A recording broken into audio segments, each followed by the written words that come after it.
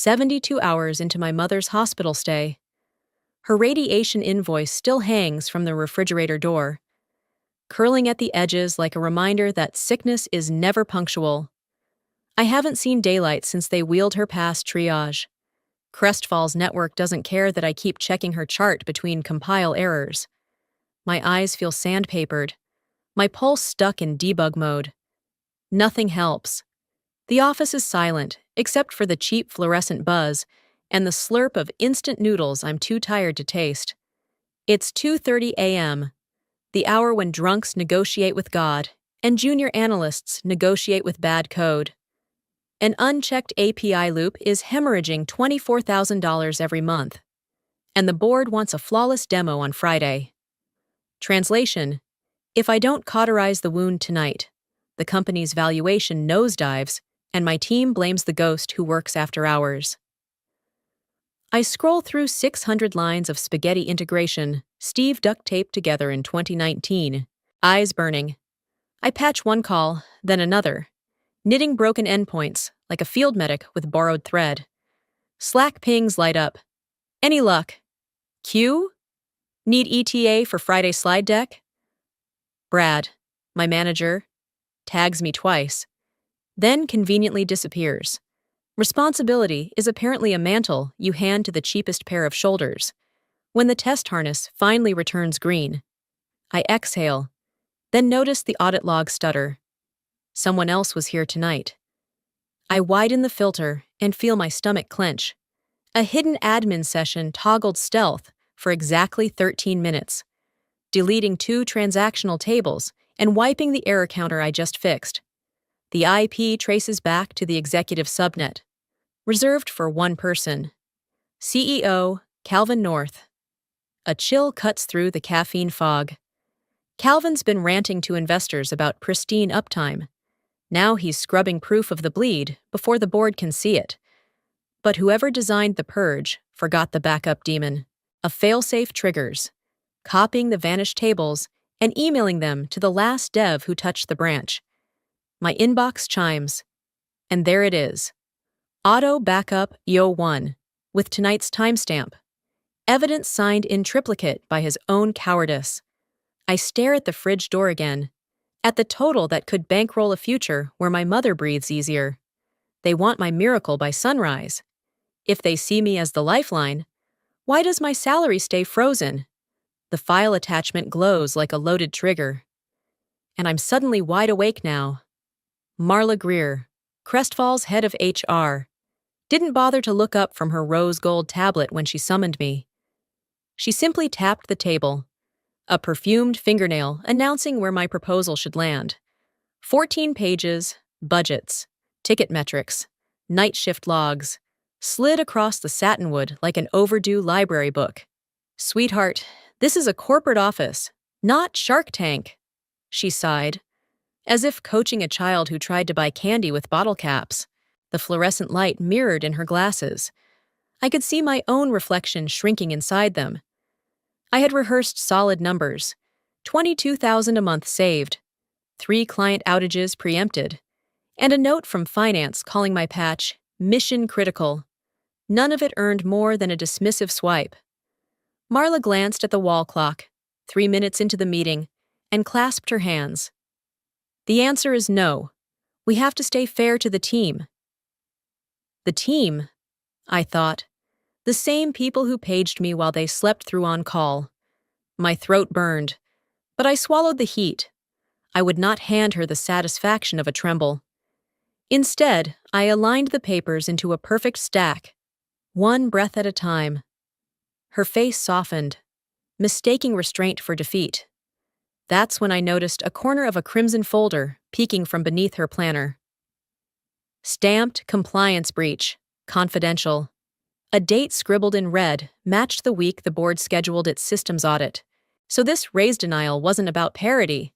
It was about keeping me quiet until her own storm passed. Humiliation drained from my veins, replaced by a cool, surgical calm. I lifted my eyes to hers, steady, unblinking. She finally hesitated. If there's nothing else, I said, voice level as an EKG, I'll get back to supporting the team. I rose without waiting for dismissal. The chair's rubber foot squealed. The only sign of pressure was the whiteness of my knuckles around the armrest. At the door, I paused long enough to memorize the folder's reference code. Evidence, I noted, sometimes hides in plain sight, waiting for the right witness. I didn't slam the door. I didn't look back. Outside, the corridor's recycled air felt sharper, almost invigorating, like winter entering a neglected house, as I walked toward my cubicle maze. Pings from Slack stacked like dominoes. Clara needed a data fix. Derek wanted a dashboard recolor. Brad, of course, asked for an inspirational quote to open Friday's demo. I answered none of them. The arithmetic had just changed. This wasn't a request for recognition anymore. It was a ledger of debts. And Crestfall had run an overdraft on my patience. Interest would be collected in full soon. I left the HR office with my dignity in shreds, but the bullet was chambered. Night settled over the apartment complex like an apology nobody believed. At 9:45 p.m., my living room lamp was the only light still on in the courtyard, and its jaundiced glow bounced off the refrigerator invoice the way a cheap marquee flashes bad news. I opened LinkedIn, not to scroll mindlessly, but to treat it like reconnaissance software.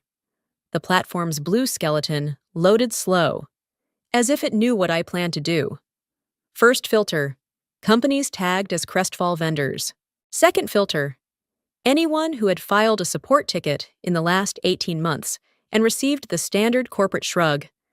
Profiles stacked into neat columns, each headline another scar Crestfall had carved. Infrastructure lead, system outages. Controller, unreconciled billing. IT director, failed integration. I clicked through them methodically, letting every complaint refresh my resolve rather than my rage. The coffee on my desk had gone cold. Precision doesn't need caffeine.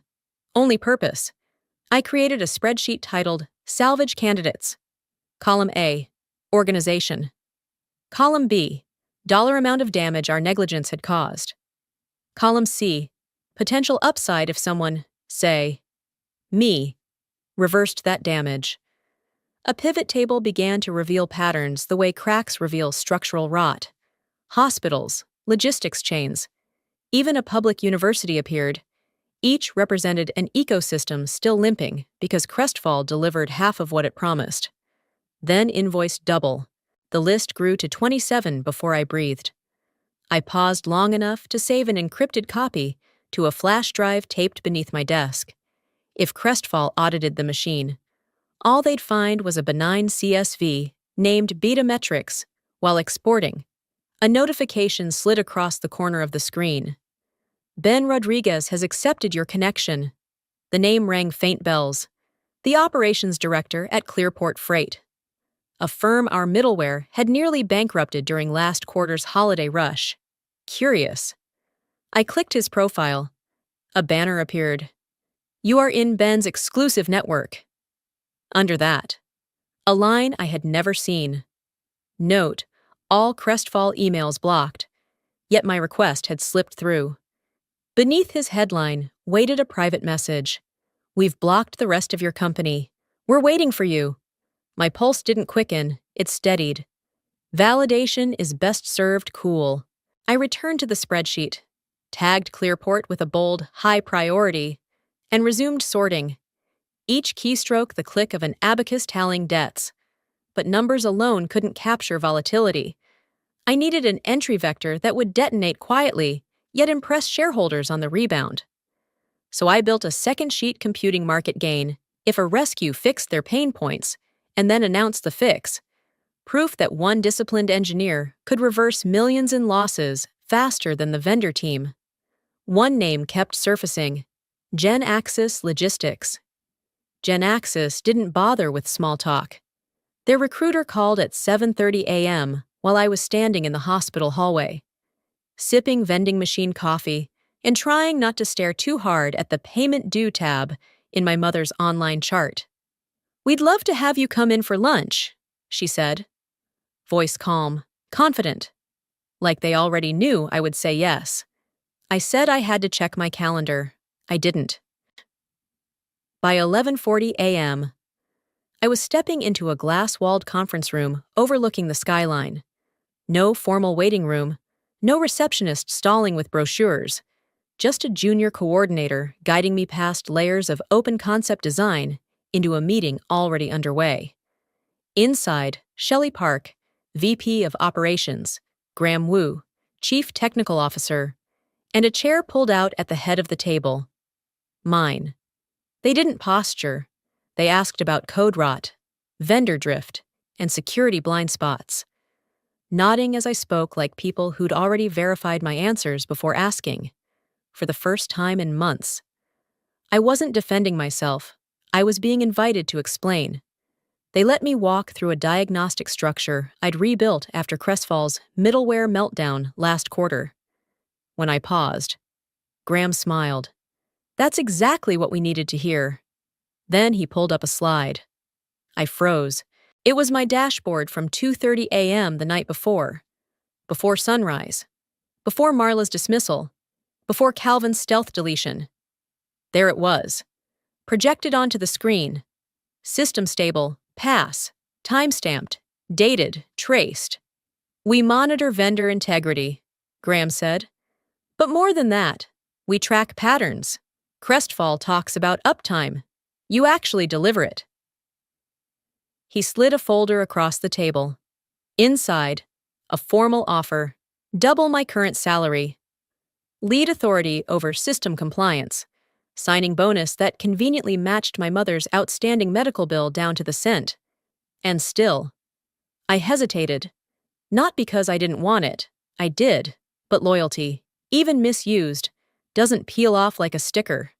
I thought about Brad's lazy grin, Clara's hopeful messages during crisis tickets, Leo's awkward "you got this" fist bumps.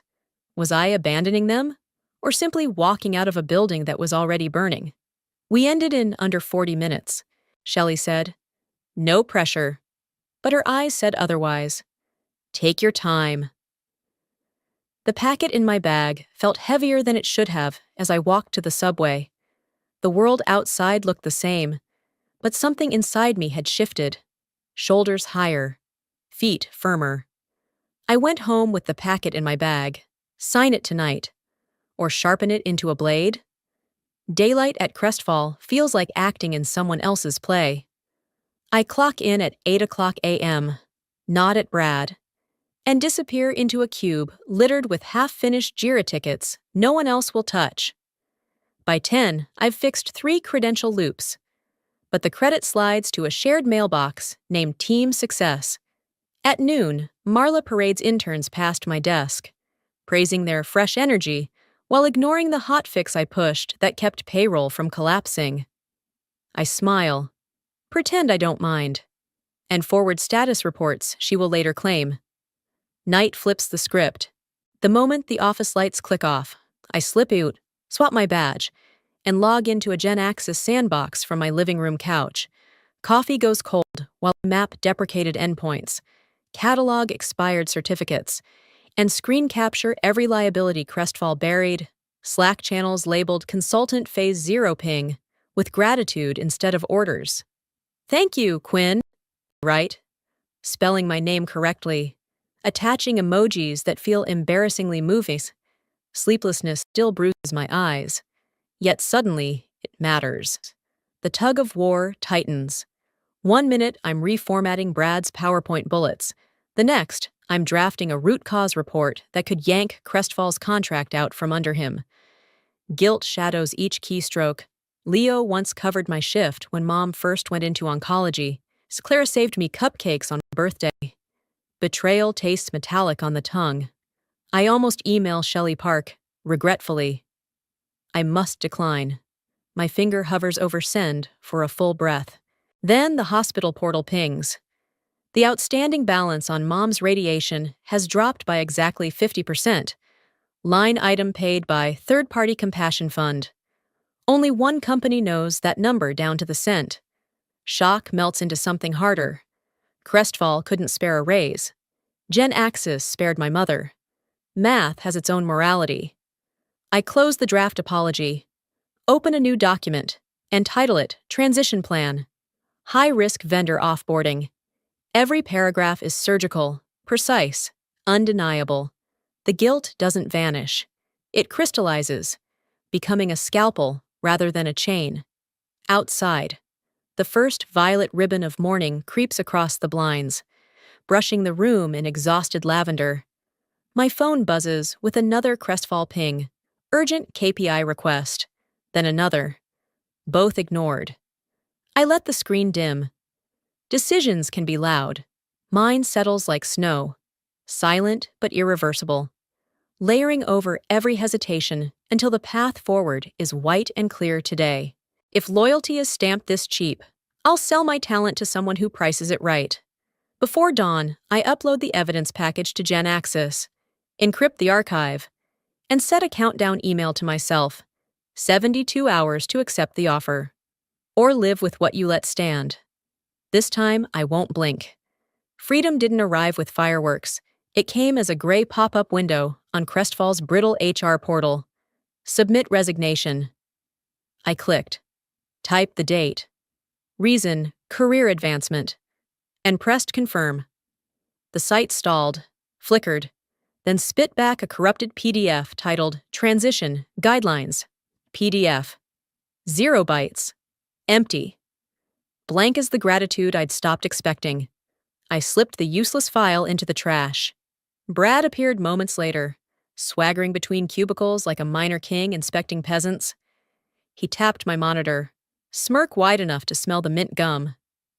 So you're really jumping ship, Quinn? Give it a month. You'll miss our culture and crawl right back. The weight that usually hammered behind my ribs lifted. Hold my seat, Brad, I said, voice steady. You might need it sooner than you think. His laugh followed me down the corridor like cheap cologne. Back at my desk, I opened Gen Access's calendar invite and adjusted the timing.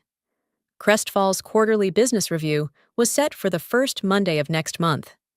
I scheduled the external systems audit for the exact same slot, 8 a.m. sharp, so the board would transition seamlessly from boasting numbers to watching them crumble. The meeting title read, Vendor Compliance Deep Dive, Lead Auditor Quinn Merrick. Send. 10 minutes later, an automated email from HR pinged my inbox. Your separation has been processed. Temporary admin credentials, valid 14 days, have been issued to facilitate knowledge transfer. Attached was a password that might as well have been a skeleton key. Someone in IT assumed every departing junior needed elevated rights to upload documentation. Nobody anticipated that junior becoming the external auditor. That oversight turned resignation into reconnaissance. I launched the permissions console and found I could traverse billing, security, even Calvin's executive mail queue. I didn't alter a single byte. Screenshots are cleaner than fingerprints. Each capture dropped into an encrypted vault marked Countdown. For good measure, I scheduled an automated export of daily error aggregates to my private cloud, evidence updating itself until the audit struck. Somewhere between task 3 and 4, I noticed my shoulders had unclenched. Freedom. It seemed. Wasn't a door. It was root access all along anyway. When dusk painted the windows bronze, I shut down my station for the final time. No farewell cake, no photo montage, just the quiet hum of a server room that didn't realize its secrets were already walking out. 2 weeks remain. Who will panic first? Me or them? Monday at 8 a.m. sharp.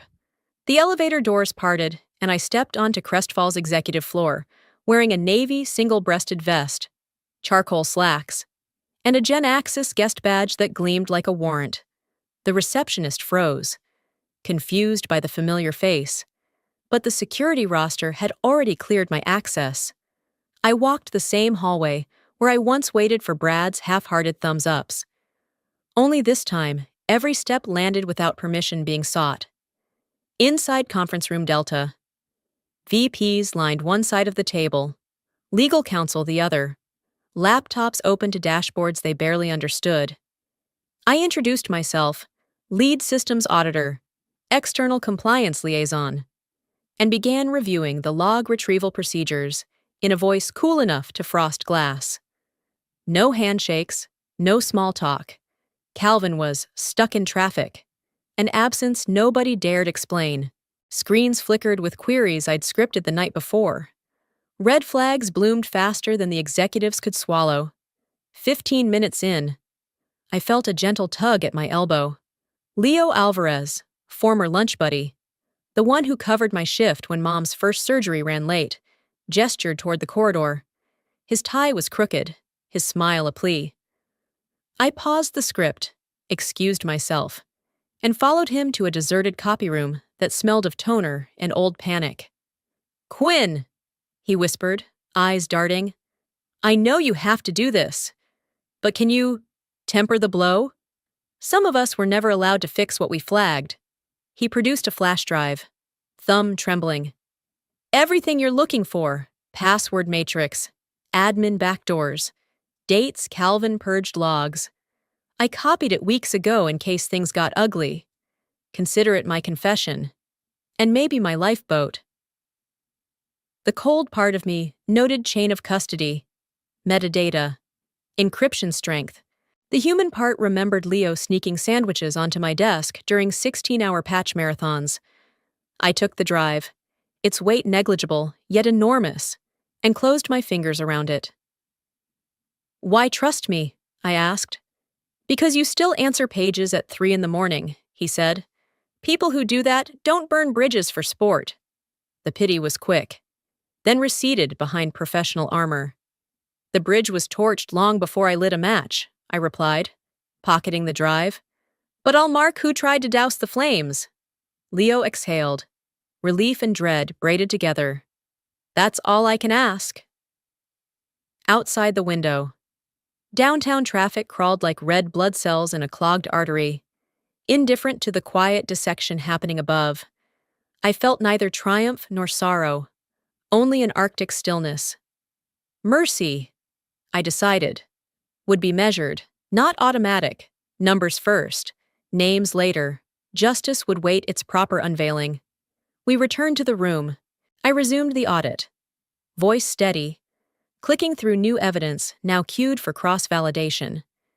Executives whispered as error counts spiked. Someone cursed softly when an unauthorized credential appeared tied to Calvin's profile. I didn't glance at Leo, yet I felt him clutch his notepad like a flotation device. Between old loyalty and justice, whom do I rescue, and who once rescued me? The conference room lights dimmed as I shared my screen. The spreadsheet titled Vendor Access Final V4.XLSX blazing across the projector like a confession written in neon. Rows and columns stretched forever, but I highlighted one cell cluster in signal red, 37 logins outside approved hours. A hush replaced the nervous keyboard tapping. Executives craned their necks, trying to read the damage before I read it aloud. Each unauthorized entry was traced to the same generic credential, I explained, voice flat but thrumming with restrained fury. "That credential belongs to Trevor Mason, yes, the summer intern you all featured in the newsletter." Finance Director Patel dropped his pen. The click echoed. Within 60 seconds, his team suspended every outstanding payment to Crestfall vendors, citing probable breach. On the video call, outside counsel Leslie Chen removed her glasses, muttered something about indemnity exposure, and demanded immediate executive session. They weren't the only ones panicking. The color drained from Marla's face as the accounts payable dashboard refreshed to a field of angry orange exclamation marks. Brad opened his mouth to speak, thought better of it, and concentrated on rearranging the lid of his latte. A bead of foam slid over the rim like a deserter. I might have felt satisfaction, but righteousness leaves no room for gloating when patient data and vendor networks are at stake. Then, Leo cleared his throat. "These anomalies could be legacy artifacts," he offered, tone overly casual. "Our system duplicates sessions during daylight-saving rollovers." It was a decent lie. Rehearsed, probably composed during the last break.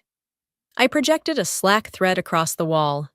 Leo, 2 weeks earlier, instructing Trevor to run the emergency credential if dashboards spike. No ticket, no trace. His signature emoji, winking robot, sealed the timestamp.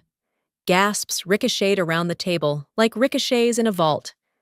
My patience for folklore ended at dawn, I said, zooming into the Access origin sheet. Row 21 glowed, an IP address outside corporate range, resolved through a quick whoos to a residential fiber line in Westwood, Calvin North's home address. And here's your daylight savings ghost, I added. The room went silent, but for Leslie's muted expletive. Calvin, absent and unreachable, had been sneaking in after hours to delete error counts, thinking no one would audit the auditor. My veins burned, not with triumph, but with civic anger. I resumed the script, commanding the query console to pull every file touched by Calvin's credentials since the previous fiscal quarter. Red cells multiplied like infection points on a scan. Finance froze additional disbursements. Legal instructed IT to disable Calvin's VPN mid-call. Someone muttered that the board chair was already online too. I heard none of it. Righteous fury sharpens focus into a scalpel. The evidence Leo gave me rested in my pocket, still unspoken, awaiting the precise moment it would matter most. The walls begin to fracture, hairline cracks skittering behind corporate paint. Consequences have left the station, and no one can slow the train. The walls are starting to crumble. How many will be buried beneath their own lies? Gen Axis pulled the trigger at 9:11 a.m. Eastern, with a 2-sentence legal notice. Effective immediately, all vendor agreements with Crestfall Innovations are terminated. Outstanding balances exceeding $11 million are hereby canceled. I reread the email. Waited for any flicker of surprise. Felt nothing but a cool settling of accounts. Decisive gestures require no applause. Within minutes, Crestfall's internal Slack leaked screenshots. Finance channels flashing red. Procurement freezing purchase orders. Calvin's private chat renamed Gone Fishing by a bitter admin. The server room alarms that once sang only to me now shrieked in a public chorus.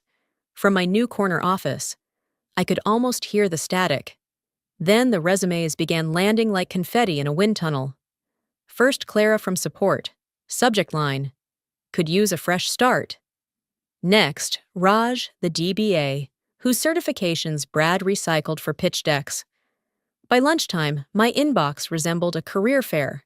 Each message carried a flavor of desperation, but also a shy deference. They addressed me as Director Merrick now. No longer, "Hey Q, quick favor." I set up a triage spreadsheet, columns for skill set, documented integrity, prior sabotage, and potential culture fit. Color coding replaced sentimentality.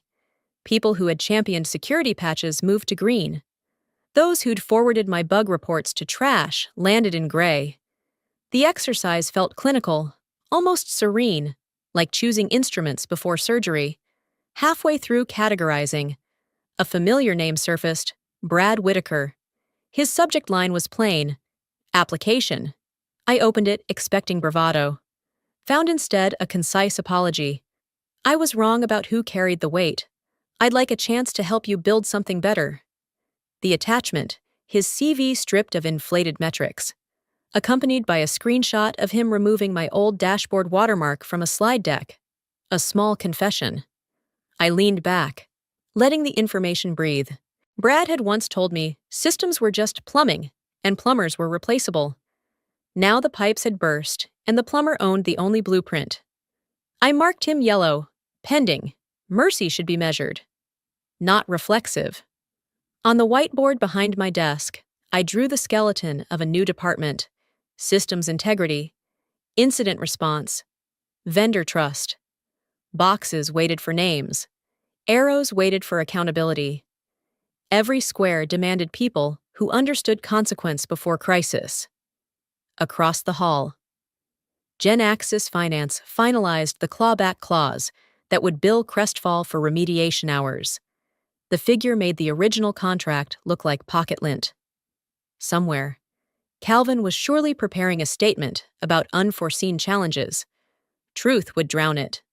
I returned to the spreadsheet, moved Clara to green, Brad to orange, Leo to gray, complicit, but perhaps salvageable under probation.